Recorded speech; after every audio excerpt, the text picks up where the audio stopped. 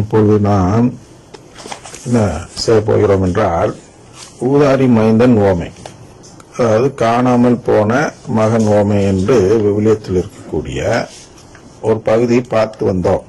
லூக்கா 15வது அதிகாரத்தில் 11 முதல் பார்த்து வந்தோம். அதில் இறுதியாக நாம் பார்த்தது எது என்றால் 21வது வசனத்தில் கடவுளுக்கும் உமக்கும் எதிராக நான் பாவம் செய்தேன் என்ற தலைப்பை பார்த்தோம். அந்த வார்த்தைகளை விட்டு அதற்கு பொருள் பார்த்தோம். அதுல இந்த பாவம் அப்படிங்கிற அந்த இடம் இரண்டு விதத்தில் பார்க்கப்படுகிறது என்று பார்த்தோம். அந்த மகன் என்ன பாவம் செய்தான் அப்படின்னு பார்க்கல, வளமை நற்செய்தியை நம்புகின்றவர்கள், அதாவது வளமை நற்செய்தி மூலமாக நமக்கு மீட்பு கிடைக்கிறது அல்லது வளமை நற்செய்தியை போதிக்கத்தான் இயேசு வந்தார் என்று நம்பக்கூடியவர்கள் இருக்கிறார்கள். ஒரு பிரிவு அநேகர் இருக்கிறார்கள்.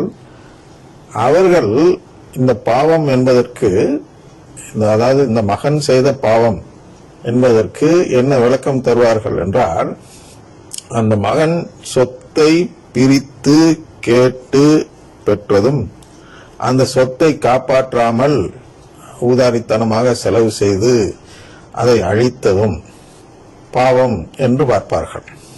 சிலுவை நற்செய்தி சேர்ந்தவர்கள் சிலர் இருக்கிறார்கள் நம் திருச்சபையில். அவர்கள் சிலுவை என்றால் கடவுளிடம் உறவை தேடுபவர்கள்.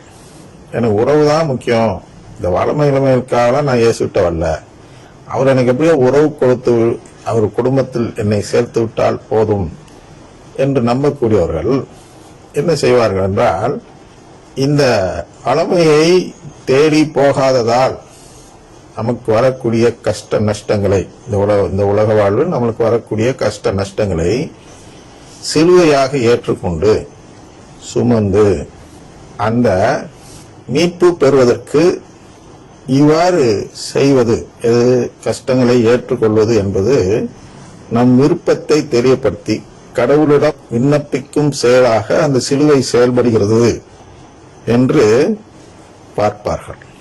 எனவே அவர்கள் இந்த மகன் செய்ததில் எது பாவம் என்று சொல்வார்கள் என்றால், அந்த மகன் தன்னுடைய தந்தையின் உறவை முறித்து வெளியேறினான், அதை பாவம் என்று பார்ப்பார்கள்.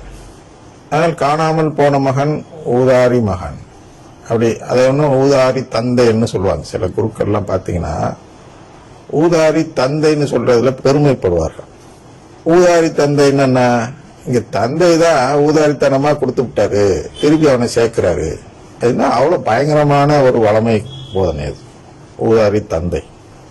அதனால் ஒரு தந்தை என்ன செய்கிறார் இங்கே என்றால், உறவு தர காத்திருக்கிறார். அது அந்த உண்மையின் சாராம்சம் என்பது போன பகுதியில் பார்த்தோம். அந்த அடிப்படையில் நாம் அடுத்து பார்க்க இருக்க பகுதி என்பது எது என்றால், அதே வசனத்தில் 21வது வசனத்தில் மகன் எனப்பட தகுதியற்றவன் என்ற பகுதியை, அந்த வார்த்தைக்குரிய உருவகம், அதாவது இந்த வார்த்தைகள் எதற்கு உருவகமாக இருக்கின்றன என்பதை தெரிந்து கொள்ளப் போகிறோம்.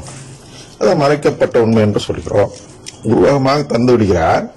அந்த உருவகத்தின் மூலமாக கிடைக்கக்கூடிய பொருள் ஒரு சிலருக்கு தான் தெரிகிறது.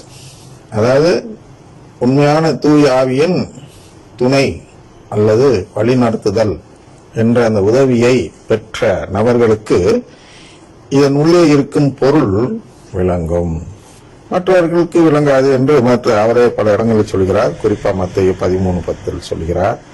போன்ற இடங்கள்லாம் ஏற்கனவே பார்த்துட்டோம். அதனால் இதை உடைத்து சொல்கிறோம். உடைத்து தெளிவாக பிரித்து மேய்ந்த பிறகும் கூட ஒரு சிலர் தான் இதை பார்த்து தெரிந்து கொள்கிறார்கள். பாருங்க, அதனால் கடவுள் யாருக்கு மனசு வைக்கிறாரோ அவர்கள்தான் இதை புரிந்து கொள்ள முடியும் என்பதால் இந்த புரிதலை கொண்டு சேர்க்க வேண்டும் மக்களுக்கு, சாத்தானுக்கு எதிராக என்ற நோக்கத்தில் இதை பிரித்து பார்க்க இருக்கிறோம். எனவே இந்த வசனத்தை முதலில் வாசித்து காட்டிவிடுகிறேன்.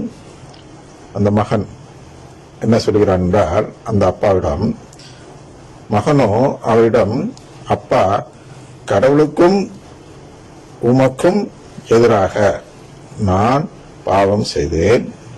இனிமேல் நான் உம்முடைய மகன் எனப்பட தகுதியற்றவன். பாருங்க, அந்த மனநிலை நமக்கு வேண்டும். எந்த மனநிலை? அப்பா அப்படின்னா அந்த இடத்துல யாரு? தந்தையாகிய கடவுள். அதுதான் நமக்கு உண்மையான அப்பா. இங்க உள்ளவங்க தற்காலிக அப்பதான். இவங்க இறந்து போனோம்னா, நம்மளும் இறந்து போனோம்னா, அங்க போனா எல்லாம் சகோதரர்கள், அம்மா எல்லாம் சகோதரிகள். உண்மையான அம்மா யாரு? அன்னை மரியாள். இவங்க 2 பேரும் தான் நம்மை தத்தெடுத்து நமக்கெல்லாம் அந்த தெய்வ நிலையை கொடுக்க இருக்கிறார்கள். நம்ம எல்லாம் கடவுளாக மாற்ற இருக்கிறார்கள். ஆனால் அந்த கடவுள் நிலைக்கு நமக்கு தேவைப்படும் தாய் என்பவர் அன்னை மரியாள். கடவுள் நிலைக்கு நமக்கு தேவைப்படும் தந்தை என்பவர் தந்தையாகிய கடவுள். அப்பா அப்படின்னோட நமக்கு யார் ஞாபகத்துக்கு வரணும்? தந்தையாகிய கடவுள் ஞாபகத்துக்கு வரணும். அதுக்கு உருவகமாக மண்ணுலக அப்பாவை வைத்து இங்க சொல்லிக் கொடுக்கிறார். என்ன சொல்லிக் கொடுக்கிறார் என்றால், அப்பா